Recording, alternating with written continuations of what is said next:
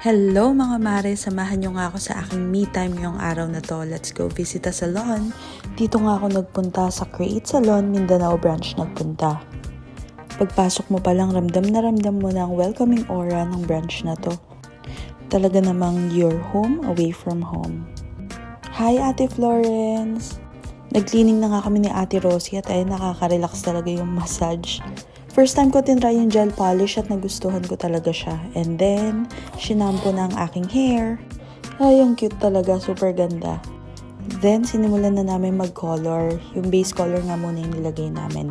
And then, nilagyan na po siya ng highlights.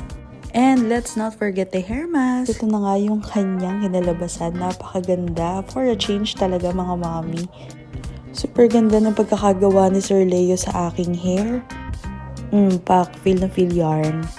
Kaya punta na din kayo sa nearest Create Salon near you. Bye!